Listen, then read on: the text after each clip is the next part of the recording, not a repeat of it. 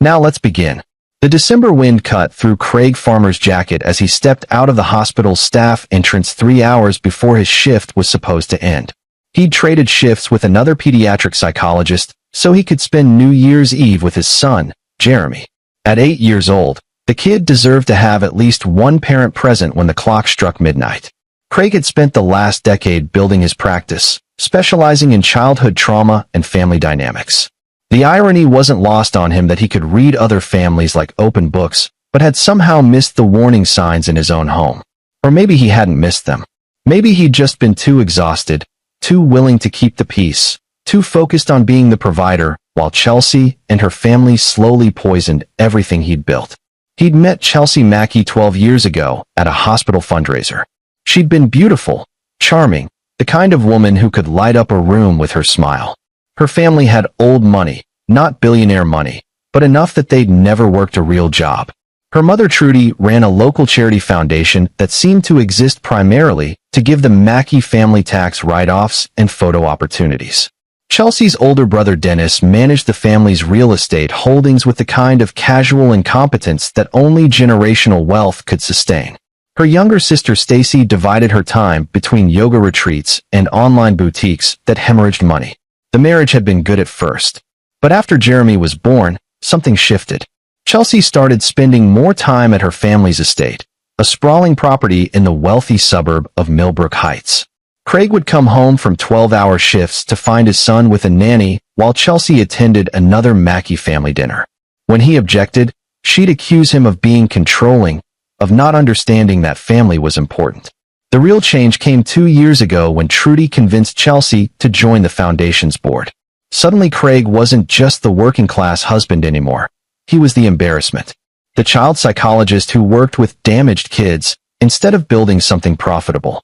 At family gatherings, Dennis would make jokes about Craig's charity work while pouring another scotch. Stacy would ask Chelsea, loud enough for Craig to hear, when she was going to upgrade. Craig pulled into his driveway at 8:47 p.m.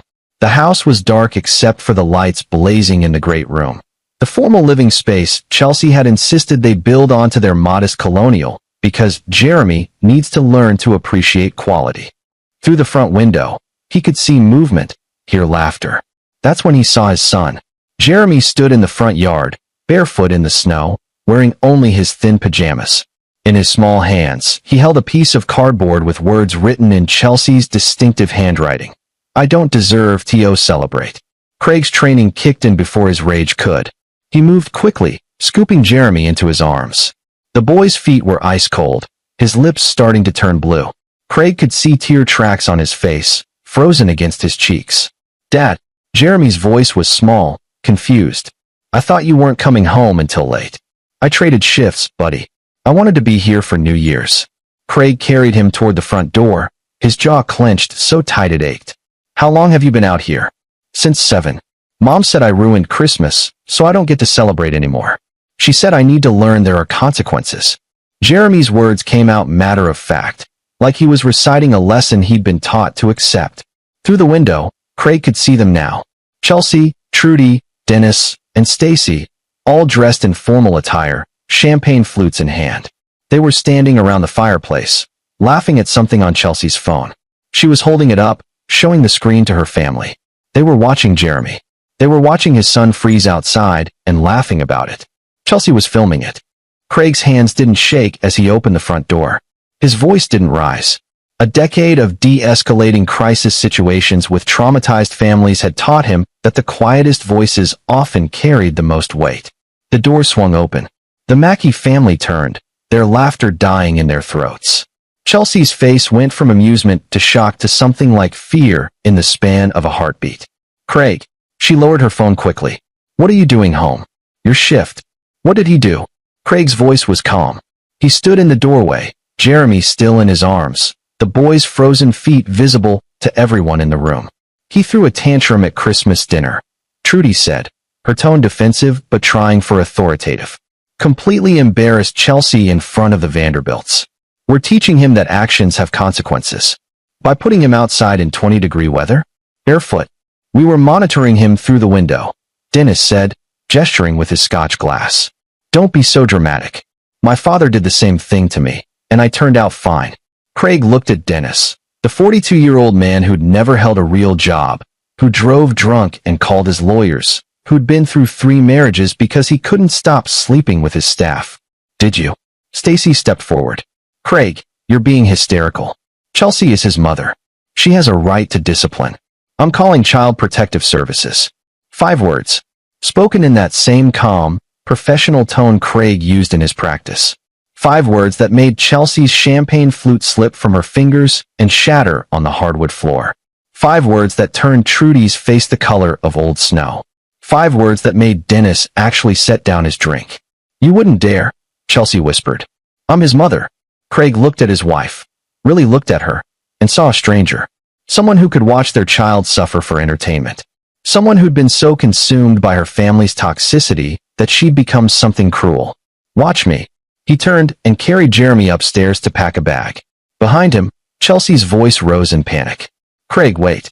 We can talk about this. Craig. He didn't look back. The pediatrician at Providence Hospital confirmed what Craig already knew.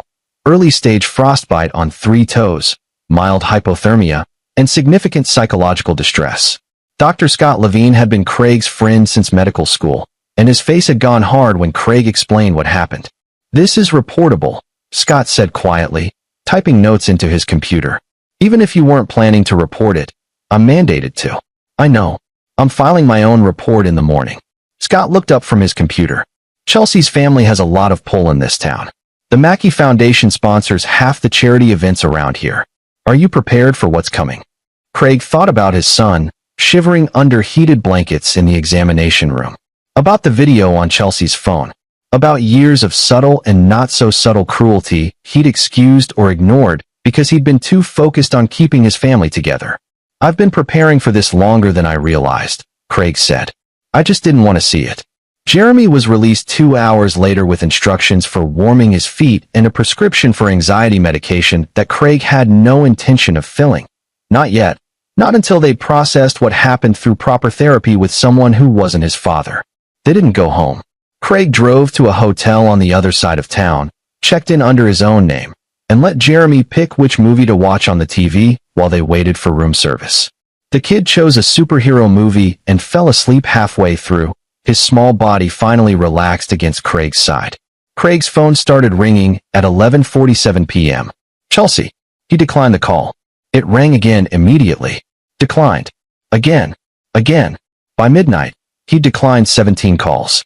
He turned off his phone and watched his son sleep while fireworks exploded somewhere outside, bringing in a new year that Craig suspected would change everything. He'd spent his entire career helping families heal from trauma. Now he'd need to use everything he'd learned to make sure the people who'd hurt his son faced consequences that mattered. Not just legally, though that would come. But the Mackey family's greatest fear wasn't jail or fines. It was exposure, public humiliation, the loss of their carefully curated reputation. Craig knew exactly where to strike. He just needed to be patient, methodical, smart. He'd learned from the best, after all. He'd learned from them. 3 days later, Craig sat across from Paul Cooper, the family law attorney his colleague had recommended. Cooper was in his 50s, with gray hair and the kind of sharp eyes that missed nothing. You documented everything? Cooper asked, reviewing the file Craig had brought. Photos of Jeremy outside. Screenshots of Chelsea's social media. She deleted the video, but I'd already saved it. The hospital records from Dr. Levine. My own clinical notes as a witness. Temperature data from that night showing it was 19 degrees. And this. Craig slid across a small thumb drive. I installed security cameras around the house 6 months ago. Chelsea didn't know. I told her they were for deterring package theft. Cooper raised an eyebrow. And they captured everything. This isn't the first incident, just the most severe. I have footage of Trudy telling Jeremy he's defective because he cried at his birthday party. Chelsea locking him in his room for 6 hours because he didn't finish his vegetables. Dennis teaching him that real men don't ask for help. When Jeremy fell and split his lip. Months of psychological abuse, all documented. Why didn't you report this earlier? Craig had asked himself the same question every night since New Year's Eve. Because I kept thinking I could fix it. That's what I do. I fix broken families. I thought if I could just find the right approach, the right words, I could make Chelsea see what she was becoming. I thought I could protect Jeremy without destroying his relationship with his mother. He looked down at his hands. I was wrong, and my son paid the price for my hesitation. Cooper was quiet for a moment. Craig, what you have here is enough for an emergency custody order. Possibly criminal charges for child endangerment. Chelsea could lose all parental rights. Good. But the Mackey family won't go quietly. They'll hire the best lawyers money can buy. They'll try to discredit you, claim you're an unfit parent, maybe even suggest you fabricated evidence. This will get ugly. Let it get ugly, Craig said. I'm done protecting them from the consequences of their actions.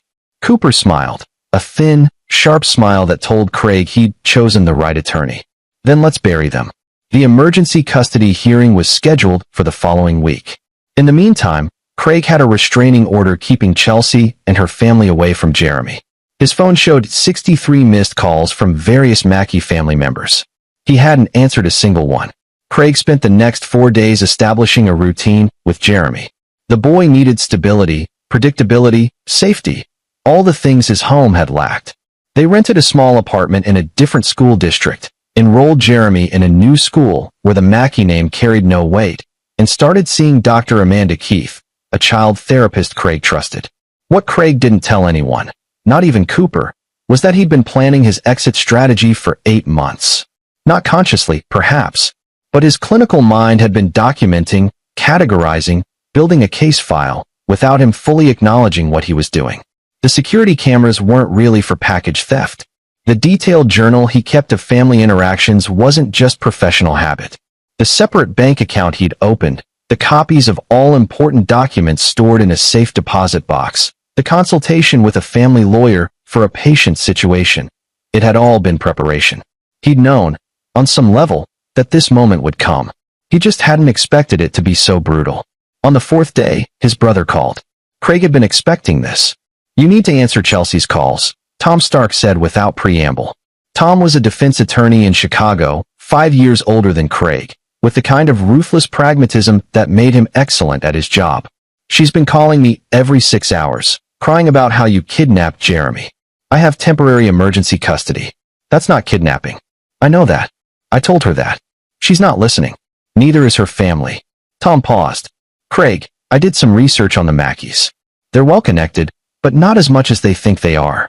Old money that's been slowly evaporating for 2 generations. The foundation is their reputation. Take that away, and they're just another family of assholes with a decent real estate portfolio. What are you suggesting? I'm suggesting you're playing chess while they're still playing checkers. They think this is about custody. They think if they throw enough money at lawyers, threaten you enough, maybe offer you a settlement, you'll cave. They don't understand you're not trying to win custody. You're trying to destroy them. Craig felt something cold settle in his chest. What makes you think that? Because I know you. You don't do anything halfway. And you've been documenting their abuse for months, which means you've been thinking about this for months. So what's the real endgame here, little brother? Craig watched Jeremy through the bedroom door. The boy was drawing with the art supplies Craig had bought, finally relaxed enough to create something just for himself. Jeremy deserves better than survival. He deserves justice. And the Mackey family deserves to understand what happens when you hurt children. Tom was quiet for a long moment. How illegal are we talking? Nothing illegal. Just thorough. Strategic. Public. I'm listening. Craig pulled out a folder he'd been compiling.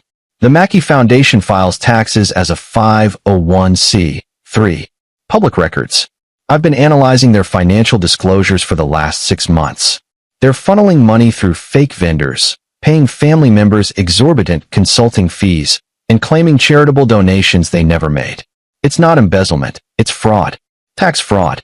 The kind the IRS loves to prosecute because it's high profile and easy to prove. You have evidence? I have Trudy's personal laptop.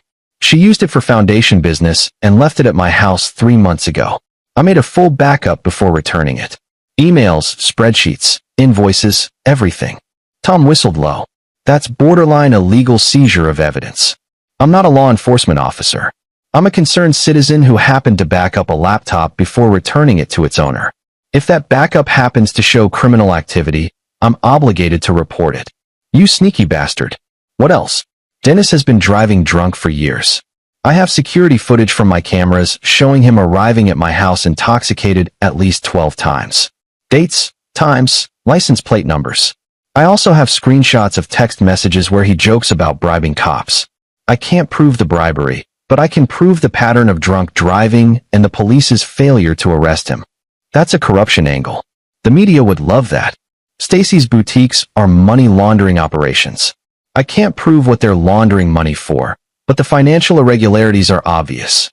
A $10,000 dress sale to a customer who doesn't exist, shipping to an abandoned address. That's not a business. That's a front. Tom laughed, but it wasn't a happy sound. And Chelsea? Chelsea documented her own child abuse and distributed it to her family. That video exists in multiple places. Once I submit it as evidence in the custody hearing, it becomes part of the public record. Any journalist can request it. Any advocacy group can use it as an example of wealthy privilege enabling abuse. You're not just taking custody, Tom said slowly. You're taking everything. They took my son's childhood, his sense of safety, his ability to trust the people who should protect him. Craig's voice was still calm, still measured, but there was steel underneath. I'm taking their reputation, their social standing, their freedom, if the law works the way it should. And I'm making sure everyone knows exactly what kind of people they are. When the custody hearing is in 3 days, that's when I submit the video evidence. But I've already sent anonymous tips to the IRS about the foundation, along with concerned citizen documentation. I've contacted a journalist at the Tribune who specializes in wealthy corruption. She's been investigating the Mackey Foundation for years, but never had enough evidence. I gave her enough. Jesus, Craig. I've also reached out to child advocacy groups, shared Jeremy's story, anonymously, with his identity protected. But they're preparing statements about how wealth and privilege protect abusers. When the video becomes public, they'll have a face to put to those statements. Tom was silent for a long moment. You know there's no coming back from this, right? Chelsea will never forgive you. Her family will spend years trying to destroy you. I'm counting on it, Craig said. Because every move they make will just prove my point. Every threat, every attempt at intimidation, every lawyer they throw at me. It all becomes evidence of exactly who they are. What do you need from me? I need you to be my brother. To be there for Jeremy if things go wrong. And to make sure that if the Mackeys do come after me, someone is watching, documenting, ready to use it against them. Done. I'll be there for the hearing. And Craig. Tom's voice softened. Dad would be proud of you. Mom too. Their parents had died in a car accident when Craig was in college, Tom already in law school. They'd been social workers, both of them, dedicated to protecting kids who couldn't protect themselves. Craig had followed their path into child psychology. Tom had taken a different route, but the same core mission. I hope so, Craig said. Because what I'm about to do is going to get messy. The Mackey family's first mistake was hiring Theodore Whitehead as their attorney. Whitehead was expensive, well-connected, and specialized in making problems disappear for wealthy clients. He was also, in Craig's professional opinion, a bully who relied on intimidation rather than actual legal strategy. Whitehead called Cooper's office the day before the custody hearing, demanding a meeting. They met at a neutral location, a conference room at a downtown hotel. Whitehead arrived with Chelsea, Trudy, and Dennis. Craig came with Cooper and Tom, who'd flown in from Chicago that morning. Let's be reasonable about this, Whitehead began, his voice smooth and patronizing. Dr. Farmer, we understand you're upset about a parenting disagreement. But removing a child from his mother over a simple disciplinary incident is excessive. Excessive, Craig repeated flatly. Chelsea made an error in judgment. She's acknowledged that. The family is prepared to make certain accommodations. Joint custody, perhaps, with generous parenting time for you. And a financial settlement to cover any therapy Jeremy might need. You're trying to buy my silence. Trudy leaned forward. We're trying to protect Jeremy from unnecessary trauma.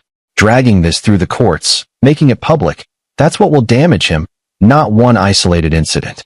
Craig looked at his mother-in-law. In another life, before he'd seen who she really was, he might have believed her concern was genuine. One isolated incident. Is that what we're calling it? Craig, please, Chelsea spoke for the first time. Her eyes were red, her voice shaking. I made a mistake. I see that now. But Jeremy needs his mother. You can't just take him away from me. You put him outside in freezing weather. Barefoot. For over an hour. You filmed it for entertainment. I wasn't thinking clearly. The stress of the holidays, family pressure.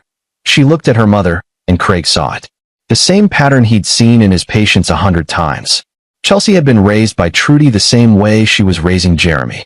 The cycle of abuse, dressed up in expensive clothes and justified by high standards. For a moment, he almost felt sorry for her. Almost. But then he remembered Jeremy's frozen feet. The fear in his son's eyes. The casual cruelty of that cardboard sign. No, Craig said simply. Whitehead's expression hardened. Dr. Farmer, you should understand that the Mackey family has considerable resources. If you insist on pursuing this custody battle, they will use every legal avenue available to prove you're an unfit parent. Your work with troubled children, the long hours, your own family history. My family history. Craig's voice stayed level, but Tom tensed beside him. Your parents died in a car accident when you were 19. Surely that kind of trauma affects your ability to make sound parenting decisions. And your brother, Whitehead glanced at Tom, is a defense attorney who represents criminals. The company you keep speaks to your judgment. Tom started to stand, but Craig put a hand on his arm. Are you threatening me? I'm making you aware of how a custody evaluation might proceed. These things can get very ugly, very public. Is that what you want for Jeremy? Craig pulled out a folder from his briefcase. Inside were copies of the video stills, Jeremy in the snow, the timestamp, Chelsea's phone visible in the window. Actually, yes. I want this to be very public. Because I want everyone to see exactly what the Mackey family considers acceptable parenting. He slid the folder across the table. Chelsea's face went white. Trudy grabbed the folder and shoved it back. You can't release that. It's a private family matter. It's evidence in a child endangerment case. Once it's submitted to the court, it's public record. But you already knew that, didn't you? That's why you're here. You're not trying to buy my silence. You're trying to buy my cooperation in keeping your crimes quiet. Dennis finally spoke, his voice ugly. You blue-collar piece of shit. You married into our family. You're nothing without Chelsea. Nothing. We made you. Craig smiled. It wasn't a nice smile. Actually, Dennis, you broke me. For years, you and your family made me feel like I wasn't enough. Not rich enough, not sophisticated enough, not Mackey enough. And I internalized that. I let you treat my son the way you treated me, because I thought maintaining family peace was more important than protecting him. He stood up. But you didn't break me enough. I'm still a child psychologist. I still have credentials, a professional reputation, and most importantly, evidence. You made me feel powerless, but you forgot that powerless people become very dangerous when they finally understand their own strength. Cooper gathered his files. We'll see you in court tomorrow. And Mr. Whitehead? You might want to advise your clients to prepare for very thorough questioning about their parenting practices. All of their practices. As Craig walked out, he heard Chelsea crying. Heard Trudy's sharp voice, Dennis's cursing, Whitehead's attempt to calm them. He felt nothing. Jeremy was waiting at the apartment with a babysitter, a college student named Margie Pike, who Craig had vetted thoroughly. When Craig walked in, Jeremy looked up from his homework. How did it go? Exactly as I expected, Craig said. They tried to scare me. Didn't work. Jeremy nodded slowly. Mom called the babysitter's phone. She wanted to talk to me. Craig's stomach tightened. What did you tell her? I didn't talk to her. Margie said she needed your permission first. Jeremy looked at his hands. Is it wrong that I didn't want to talk to her? Craig sat down next to his son. No, buddy. It's not wrong. You get to decide who you talk to. You're allowed to protect yourself. But she's my mom. Being someone's mother is about more than biology. It's about keeping them safe, making them feel loved. And when someone doesn't do that, even if they're your parent, you're allowed to need distance from them. Jeremy was quiet for a long time. Then, are you going to win tomorrow? Craig thought about all the evidence he'd compiled. The video, the testimony, the pattern of abuse he could demonstrate. The legal strategy Cooper had prepared. The media coverage that was about to explode. Yes, he said. I'm going to win. The custody hearing started at 9 a.m. The courtroom was small, designed for family court proceedings, with Judge Laura Wells presiding. Wells was in her 60s, known for being fair but tough on parents who failed their children. Chelsea arrived with her entire family and Whitehead.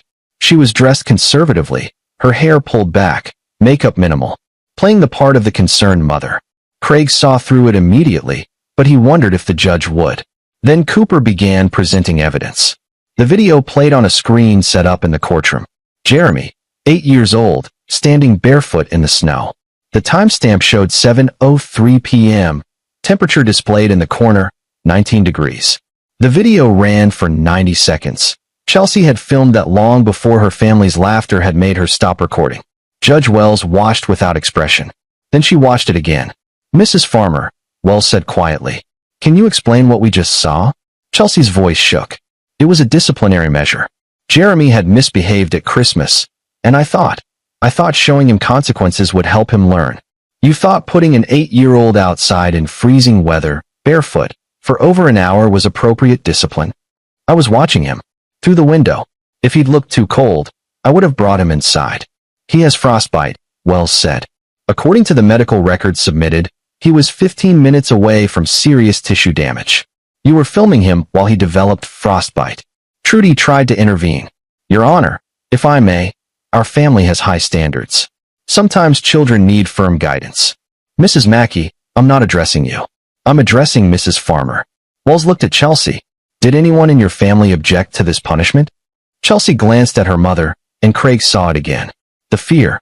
The need for approval. "No, Your Honor." "Did your husband know this was happening?" "No. He was at work."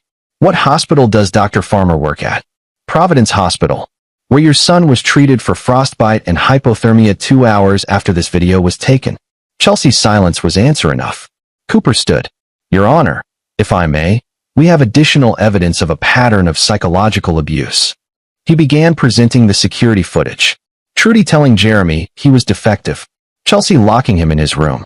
Dennis's cruel lessons in toughness. With each video, Judge Wells's expression grew harder. "Your Honor," Whitehead interjected desperately. "Dr. Farmer installed those cameras without his wife's knowledge. The evidence is questionable. The evidence shows child abuse." Wells cut him off. "I don't care if it was captured on a security camera, a phone, or a crystal ball. What I see is systematic mistreatment of a minor child by his mother and maternal family." She looked at Craig for the first time. "Dr. Farmer, you're a child psychologist?" "Yes, Your Honor." "Specializing in family trauma?" "Yes." "Did you recognize this abuse while it was occurring?" Craig had prepared for this question. "Yes, Your Honor. And that's my failure as a father. I documented it, thinking I could find a way to intervene therapeutically. I thought I could fix my family from the inside. I was wrong, and my son suffered because of my hesitation." Wells nodded slowly. "At least you're honest about it. Mrs. Farmer, do you have anything to say?" Chelsea stood, tears running down her face. "I love my son. I know I made mistakes, but I love him. Please don't take him away from me. Love requires action, Mrs. Farmer. Specifically, actions that protect and nurture. I see no evidence of that in these videos." Wells shuffled papers. "I'm granting Dr. Farmer full physical and legal custody of Jeremy Farmer. Mrs. Farmer, you will have supervised visitation only, pending a full psychological evaluation and completion of a parenting course.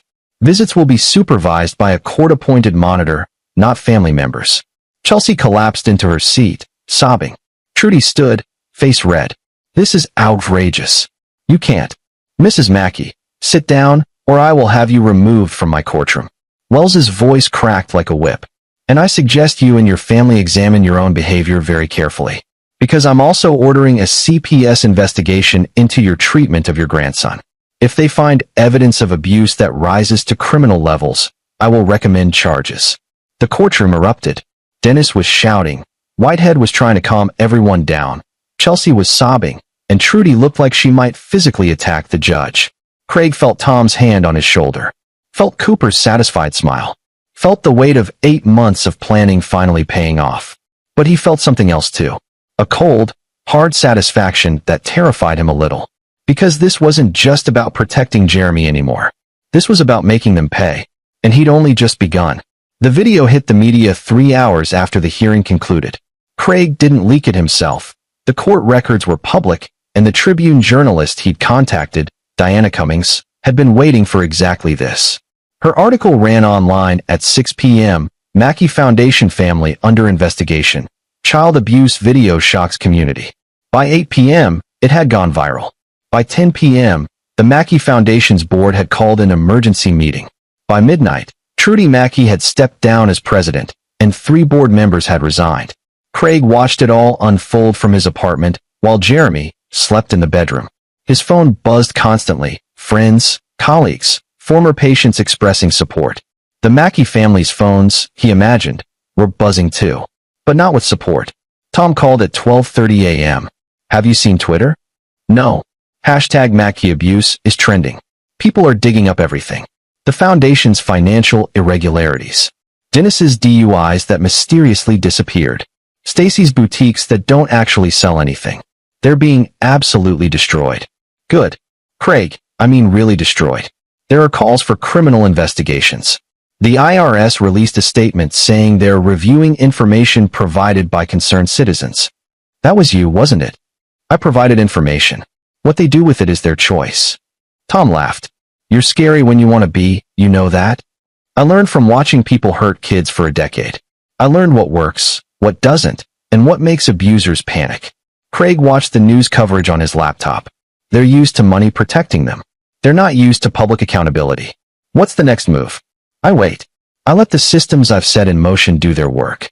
I take care of my son, and I document everything they do in response, because desperate people make mistakes. And when they make mistakes? Craig's smile was thin. Then I make sure everyone sees them. He hung up and checked on Jeremy one more time. The boy was sleeping peacefully, something he hadn't done in months. Craig had won custody, but the war was far from over. The Mackey family would come back swinging. They'd try to discredit him, destroy him, take everything from him. He was counting on it, because every move they made would just prove his point. And Craig Farmer was very, very patient. The next 2 weeks were a masterclass in controlled chaos. Craig returned to work part-time, arranged for Jeremy to start therapy with Dr. Keith 3 times a week, and established a routine that made his son feel safe. Meanwhile, the Mackey family imploded spectacularly. The IRS investigation became official on day 3. Federal agents showed up at the Mackey Foundation offices with a warrant. They seized computers, files, and bank records. Trudy was photographed being escorted from the building, her face a mask of fury. On day 5, Dennis was finally arrested for DUI, his 14th, according to the police records that mysteriously became public. This time, there was no making it disappear. His mugshot was everywhere. On day 7, Stacy's boutiques were raided by the FBI. Money laundering charges were pending. And Chelsea called Craig on day 9. You destroyed my family, she said without preamble. Her voice was empty, hollow. No, Craig said calmly. I exposed what your family already was. There's a difference.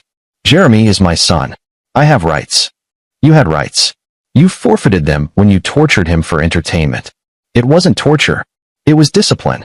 Chelsea, do you remember what you said to me on our wedding day? Craig had been thinking about this moment for weeks. You said your family taught you that love means holding people to high standards. That pushing people to be better was the greatest gift you could give. I meant that. I know you did. And that's the tragedy. You genuinely believe that cruelty is love, that abuse is discipline, that breaking someone down builds them up. You learned it from Trudy, and she learned it from her parents, and it goes back generations. A family tradition of trauma dressed up as excellence. Chelsea was crying now. I didn't mean to hurt him. That's the thing about abuse, Chelsea. Intent doesn't matter. Impact does. And the impact of your actions is that our son was afraid of his own mother. That he believed he didn't deserve to celebrate New Year's Eve. That he internalized your family's toxicity so deeply he thought he was defective. I can change. I can get help. Maybe you can. I hope you do. But that's not Jeremy's responsibility anymore. He's not your emotional support child. He's not your project. He's a kid who deserves to feel safe. I hate you, Chelsea whispered. I know. That's okay. You're allowed to hate me. But you're not allowed anywhere near our son until you prove you've actually changed, not just promised to. He hung up. Craig felt nothing. Not satisfaction, not guilt, not anger. Just a cold, clear certainty that he'd done the right thing. 3 days later, formal criminal charges were filed against the Mackey Foundation for tax fraud. Trudy was indicted. The foundation was dissolved, its assets frozen pending investigation. 2 days after that, Dennis was sentenced to 6 months in county jail for his DUI, and the judge added a blistering statement about wealthy defendants who believe themselves above the law. 1 day later, Stacy cut a deal with federal prosecutors. She'd testify against the people who'd been using her boutiques for money laundering in exchange for reduced charges. The Mackey family, in the span of 3 weeks, went from local aristocracy to public cautionary tale. And Craig watched it all with the same clinical detachment he brought to his most difficult cases. Then came the phone call from Paul Cooper that changed everything. "Chelsea's pregnant," Cooper said without preamble. Craig felt his stomach drop. "What?" "She just filed an emergency motion for increased visitation. Claims she's expecting and wants Jeremy to bond with his future sibling. Says keeping them apart is cruel." "She's lying. She's trying to manipulate the system." "Maybe. But if she's not lying, this complicates things. The court might view it as a reason to allow more contact, family connections, sibling relationships, all that." Craig closed his eyes. Of course Chelsea would try this. When everything else failed, weaponize another child. When's the hearing? 2 weeks. Find out if she's actually pregnant. Medical records, something verifiable. Because if she is... Craig trailed off. If she is... Then we need to start building a case for why that child shouldn't be left alone with her either. Cooper was silent for a moment. "Craig, that's a much harder battle. Removing a child who hasn't been born, yet based on abuse of a previous child. Courts are reluctant. Then we make them unreluctant. We show the pattern. We show the family history. We show that this isn't about one incident. It's about who Chelsea is fundamentally as a parent. That could take months. Maybe years. I'm aware. But I'm not letting another kid suffer what Jeremy suffered. Not if I can prevent it." After Cooper hung up, Craig sat in the darkness of his apartment and wondered if he was doing the right thing. If this was still about protection, or if he'd crossed some line into vengeance. Then he remembered Jeremy's frozen feet. The fear in his eyes. The casual cruelty of that sign. No, this wasn't vengeance. This was prevention. The investigation into Chelsea's pregnancy took 4 days. She was indeed pregnant, 12 weeks. And according to the medical records Cooper's investigator obtained, legally, through a subpoena, she'd known about it before New Year's Eve. She'd known she was pregnant when she put Jeremy outside in the snow. Craig felt something crack inside him. Not rage. Not horror. Something colder. More calculating. "She's going to claim this proves she's changed," Cooper said during their strategy session. "That the pregnancy made her reevaluate her priorities, that she wants to be a better mother to both children. Except she knew she was pregnant when she abused Jeremy," Craig said. "Which proves pregnancy doesn't change anything." "Exactly. But we need to be careful how we present this. The court is sympathetic to pregnant women. We can't seem like we're attacking her for being pregnant. We have to show that pregnancy doesn't negate her pattern of abuse." Tom, who'd stayed in town for the duration, leaned forward. "What if we shift the argument? Stop defending what Craig did and start questioning what Chelsea's going to do. Make the court focus on the future child's safety, not just Jeremy's past abuse." "How?" Cooper asked. "Preventive intervention. Show that based on her documented behavior, her family's history, and the pattern of multi-generational abuse, there's a substantial likelihood this new child will suffer the same treatment. Request court-ordered therapy, supervised contact even after birth, mandatory parenting classes. Essentially create a framework that protects the child before abuse occurs." Craig looked at his brother. "That's basically assuming she's guilty before she's done anything to this child." "No," Tom said. "It's recognizing that past behavior predicts future behavior. It's what the criminal justice system does with repeat offenders. It's what protective services does with parents who've lost custody before. We're just applying it preemptively." "The court might not go for it," Cooper warned. "Judges are reluctant to restrict parental rights based on hypotheticals." "Then we make it not a hypothetical," Craig said slowly. An idea was forming. What if we document her behavior during the pregnancy? If she's still engaging in the same patterns, the cruelty, the manipulation, the need for control, then it's not hypothetical. It's ongoing. How do you document that without violating the restraining order? Craig smiled. "I don't document it. She documents it herself." Chelsea had always been active on social media. It was how she maintained her social status, connected with other wealthy mothers, and cultivated her image of perfection.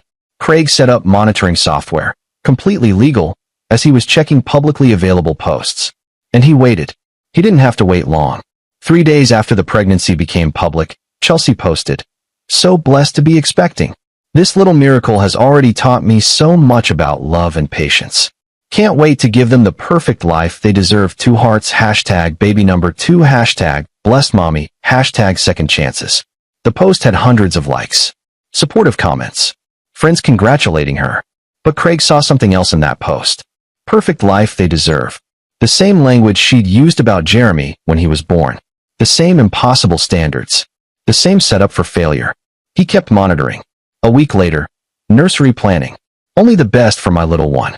Designer crib, organic everything, custom wall murals. My baby will have everything they need to thrive. Hashtag nursery goals, hashtag perfect parenting, hashtag organic baby. Then, pregnancy cravings are real. But I'm being so good, only healthy foods. My baby deserves the best start, so I'm being disciplined. No junk food, no exceptions. Hashtag healthy pregnancy, hashtag discipline, hashtag best start. Each post revealed the same pattern. Perfection, control, impossible standards. The language of love wrapped around the reality of pressure. And then, 2 weeks before the hearing, she posted something that made Craig's blood run cold. Had coffee with a friend whose toddler was having a tantrum. She just gave in and gave him candy. I told her that's how you raise entitled children. Discipline starts early. My children will learn that actions have consequences from day one. Hashtag no excuses, hashtag raising strong kids, hashtag consequences. Craig screenshot the post, sent it to Cooper, and added, "This is what she thinks good parenting looks like. Consequences from day one." That's what she called putting Jeremy in the snow, consequences. Cooper called immediately. This is gold. She's literally documenting that she hasn't changed at all. The language is identical to what she said in her deposition. Can we use it in court? Absolutely. It's public, voluntary statements about her parenting philosophy. Shows a complete lack of insight into her abuse. The hearing came faster than Craig expected. Judge Wells had consolidated the visitation request with a 6-month custody review, meaning everything was on the table. Whitehead had been replaced with a new attorney, Josie Atwood, who was younger, smarter, and more dangerous. She opened by painting Chelsea as a reformed mother, humbled by the loss of her son, and committed to change. Your Honor, Mrs. Farmer has completed 8 weeks of intensive therapy. She's taking parenting classes. She's severed contact with the family members who enabled her previous poor judgment. She's doing everything the court could ask of her. And she's pregnant, Judge Wells noted. Yes, Your Honor. Which is why supervised visitation with Jeremy is so important. He needs to understand he's not being replaced. He needs to bond with his future sibling. Keeping them apart serves no purpose except to punish Mrs. Farmer. Cooper stood. Your Honor, we don't dispute that Mrs. Farmer has attended therapy and parenting classes. What we dispute is whether she's actually changed. Attendance isn't transformation. He presented Chelsea's social media posts, highlighted the language, showed the patterns. She's still using the same vocabulary, still focused on perfection, discipline, and consequences, still blaming children for not meeting impossible standards. The only difference is now she's directing it at an unborn child instead of Jeremy. Atwood objected. Those are innocuous posts about pregnancy and parenting.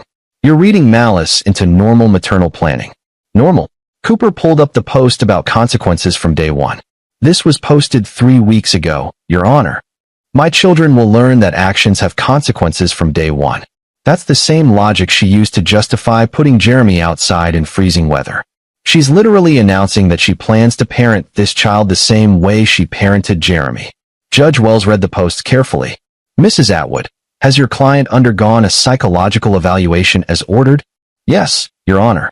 Dr. Wilson Dunham evaluated her and found no evidence of pathological parenting attitudes. Cooper interjected, Dr. Dunham is a general psychologist, Your Honor. We'd like to request an evaluation by a specialist in parental abuse patterns. Specifically, someone trained to identify multi-generational trauma responses. Mrs. Farmer has already been evaluated, Atwood began. By someone who bills himself as an expert witness for custody cases, Cooper cut in. His evaluations are notoriously favorable to whoever pays him. We're requesting an independent evaluation by Dr. Joseph West, who specializes in breaking cycles of familial abuse. Wells considered this. I'll allow it. Mrs. Farmer will undergo a second evaluation with Drive West within 30 days. Until then, supervised visitation will continue at the current frequency, 2 hours per week, monitored by a professional. Atwood stood. Your Honor, with respect, Mrs. Farmer is pregnant. The stress of these continued restrictions. The stress of being held accountable for child abuse. Wells's voice was ice. I'm not concerned about Mrs. Farmer's stress levels. I'm concerned about whether she's safe to be around children. The evaluation will determine that. Chelsea began crying. Craig felt nothing. Dr. Joseph West's evaluation took 3 weeks. He interviewed Chelsea for 10 hours over 5 sessions. Reviewed all the evidence. Analyzed the social media posts. Spoke with Jeremy. Spoke with Craig. Spoke with Trudy, who attended remotely from jail, where she was being held pending trial. His report was devastating. Mrs. Farmer demonstrates a profound lack of insight into her abusive behavior, West wrote. She intellectually understands that putting her son outside in freezing weather was wrong, but she emotionally still believes it was justified. She repeatedly returns to the framework of consequences and discipline, without recognizing that what she's describing is punishment, not teaching. More concerning is the evidence of multi-generational trauma transmission. Mrs. Farmer was raised in an environment where love was conditional on performance, where mistakes were met with humiliation, and where emotional needs were dismissed as weakness. She has internalized these patterns so deeply that she cannot distinguish between healthy parenting and abuse. Her current pregnancy represents a high risk for repeating these patterns with a new child. Despite therapy, Mrs. Farmer has not demonstrated genuine behavioral change, only the ability to articulate socially acceptable responses when directly prompted. Her social media activity reveals her authentic beliefs, which remain focused on control, perfection, and punishment. Recommendation: continued supervised visitation only. Weekly intensive therapy focused specifically on breaking abuse cycles. No unsupervised contact with children, including the new baby after birth, until she can demonstrate sustained behavioral change over a minimum of 12 months. The report landed like a bomb. Atwood tried to discredit it, called West biased, suggested he was working with Craig to destroy Chelsea. But Wells wasn't buying it. Drive West has no relationship with Dr. Farmer, the judge said coldly. His evaluation is thorough, evidence-based, and consistent with what this court has observed. Mrs. Farmer, you will continue supervised visitation. Additionally, once your child is born, the same restrictions will apply. You will not have unsupervised contact until you complete the therapeutic requirements Drive West has outlined. Chelsea stood, her voice breaking. You can't do this. You can't take away my baby before they're even born. I'm not taking your baby away, Mrs. Farmer. I'm ensuring your baby is safe. If you want to be a mother to your children, you will do the work required to become a safe parent. If you refuse, then yes, custody arrangements will be made that prioritize the children's welfare over your desires. The courtroom was silent except for Chelsea's sobs. Craig felt Tom's hand on his shoulder again. Felt Cooper's satisfaction. Felt the weight of another victory. But he also felt something else. A nagging question. How far was too far? He pushed it aside. Jeremy was safe. The new baby would be safe. That was what mattered, wasn't it? The Mackey family's complete destruction came 3 months later. Trudy was convicted of tax fraud and sentenced to 4 years in federal prison. The foundation's assets were liquidated to pay back taxes and penalties. Dennis served his 6 months for DUI, and when he got out, he was arrested again, this time for assault after getting drunk and attacking a photographer who'd been following him. Stacy disappeared into witness protection after testifying against the money laundering operation. Last Craig heard, she was working at a grocery store in Montana under a new name. And Chelsea gave birth to a daughter in late spring. The hospital called Craig, as he was listed as an emergency contact. He arrived to find Chelsea alone in the delivery room. No family, no friends, just a tired nurse who looked at him with pity. She's been asking for you, the nurse said. Craig found Chelsea holding her newborn daughter, tears streaming down her face. I named her Emma, she said softly. Is that okay? It's your daughter. You can name her whatever you want. I wanted you to meet her. I wanted Jeremy to meet her. Craig looked at the baby.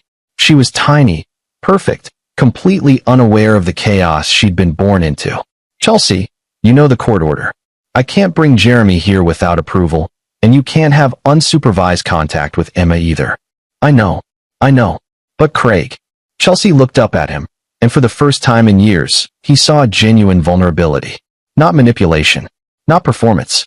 Just broken honesty. I don't know how to fix this. I don't know how to be what they need me to be. Craig sat down. He shouldn't have. He should have left. But something in her voice stopped him. The therapy drive West recommended. Are you doing it? Yes. Every week. It's hard. She makes me talk about my childhood, about my mother, about all the things I thought were normal. And I'm starting to see. She trailed off. I'm starting to see what I did to Jeremy. Really see it. And it's destroying me. Good. Chelsea flinched. I don't mean that cruelly, Craig said. But Chelsea, the person you were, the person who could put our son in the snow and laugh about it, that person needs to be destroyed. You can't become better without first recognizing how bad you were. I hate myself. That's a start. But hate isn't enough. You need to build something new.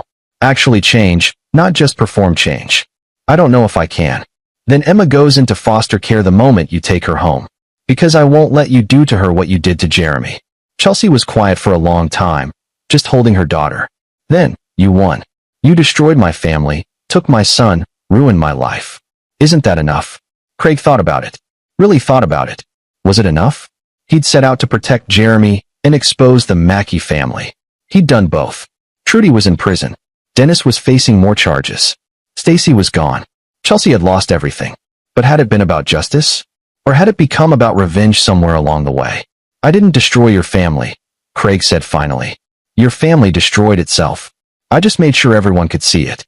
And no, it's not enough. Because this isn't about punishment, Chelsea.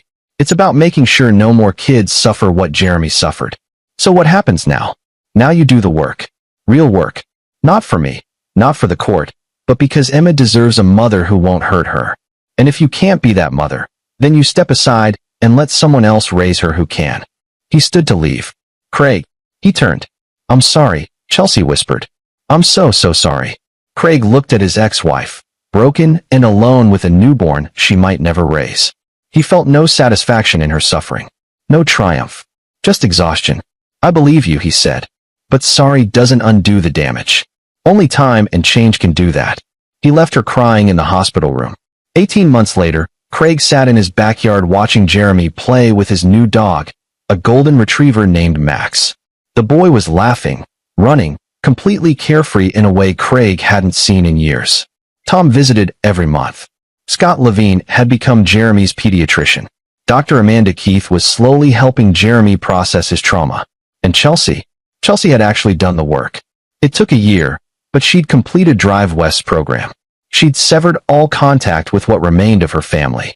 She'd gotten a job, her first real job ever, working as a receptionist at a dental office. She'd moved into a small apartment. She'd been seeing Emma for supervised visits that had slowly expanded to unsupervised afternoons. Last month, she'd asked if Jeremy would visit. Craig had let him choose. Jeremy had said yes, tentatively, with the understanding he could leave anytime. The visit had gone well. Not perfect, but well. Chelsea had been humble, patient, careful.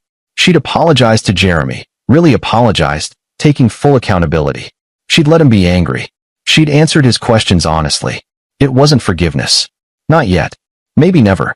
But it was the beginning of something that might eventually heal. Craig's phone buzzed. A text from Paul Cooper. Trudy's parole hearing denied. She'll serve the full sentence. Craig deleted the message without responding. The Mackey Foundation was gone. The family name was ruined. Trudy would be an old woman by the time she got out of prison. Dennis was on his third stint in rehab. Stacy was still in hiding. Craig had won. But sitting in his backyard, watching his son finally be a kid, Craig realized something. Victory wasn't about destroying his enemies. It was about this. Jeremy's laughter. His healing. His safety. Everything else. The court battles, the media exposure, the systematic destruction of the Mackey family. That had been necessary. But it wasn't the goal. The goal was this moment. His son, happy and free. Dad, Jeremy called out. Max did a trick. Come see. Craig stood and walked over, leaving behind the past and all its ugliness. He'd spent 18 months being methodical, strategic, ruthless in protecting his son. Now it was time to just be a father. And maybe, just maybe, that was the real victory. 2 years after that New Year's Eve, Craig received an unexpected letter. It was from Chelsea. Dear Craig, I know I have no right to ask anything of you. I know the damage I caused might never fully heal. But I wanted you to know that I've been awarded unsupervised visitation with Emma. Drive West says I've made genuine progress. The court agrees. I'm not writing to ask for the same with Jeremy. He gets to decide if and when he's ready for more contact with me, and I respect that. I'm writing because I want to say something I should have said 2 years ago. Thank you. Thank you for not letting me get away with it. Thank you for documenting everything when it would have been easier to look away. Thank you for protecting our son, even when it meant destroying our marriage and my family and everything I thought I understood about the world. I was raised to believe love meant high standards and consequences. That pushing people to be perfect was a gift. It took losing everything to understand that what I was taught was love was actually abuse. I'll never forgive my mother for what she did to me, but I'm learning to forgive myself for what I did to Jeremy. That's the work, not excusing it, not forgetting it, but understanding it so I never repeat it. Emma is thriving. She's funny and stubborn and nothing like the perfect, obedient child I thought I wanted. She's messy and loud and completely herself. And I love her for it. I love her the way I should have loved Jeremy. Unconditionally, without requirements, without needing her to be anything except exactly who she is. I don't expect you to forgive me. I don't expect Jeremy to either. But I wanted you to know that what you did, exposing me, forcing me to face myself, it saved Emma. It probably saved me too. So thank you. Chelsea. Craig read the letter twice. Then he folded it carefully and put it in a drawer with all the other documents from those dark months. The court records, the custody orders, the medical reports. He didn't respond to the letter. There was nothing to say. But that night, he showed it to Jeremy, who was now 10 and developing the kind of emotional intelligence that came from surviving trauma and working through it. What do you think? Craig asked. Jeremy read it carefully. Then he said, I think she's trying. I don't know if that's enough, but I think she's trying. Do you want to see her more? Maybe. Not yet. But maybe someday. Jeremy looked up at his father. Is that okay? It's more than okay. It's your choice. It'll always be your choice. Jeremy nodded. Then, quieter, Dad? I'm glad you came home early that night. Craig felt his throat tighten. Me too, buddy. If you hadn't, I don't know if I would have made it. You would have. You're stronger than you think. But I didn't have to find out because you were there. Jeremy leaned against him. You saved me. Craig wrapped his arm around his son. We saved each other. And sitting there in the quiet of their home, Craig realized that revenge, real revenge, wasn't about destroying your enemies. It was about building something better from the ashes of what they'd tried to burn down. The Mackey family had tried to break Jeremy, to mold him into their image of perfection through cruelty and control. But Jeremy was still here, still whole, still healing. That was the ultimate victory. Not Trudy in prison, not the foundation dissolved, not Chelsea's public humiliation. Just this, a father and son, safe together, building a future the Mackey family could never touch. Craig had come home early from his shift 2 years ago and found his son in the snow. He'd walked inside, crashed their celebration, and said 5 words that changed everything. But the real 5 words, the ones that actually mattered, were the ones he said every day now. You're safe. I've got you. And that, Craig thought, was enough. More than enough. It was everything. This is where our story comes to an end. Share your thoughts in the comments section. Thanks for your time. If you enjoy this story, please subscribe to this channel. Click on the video you see on the screen, and I will see you there.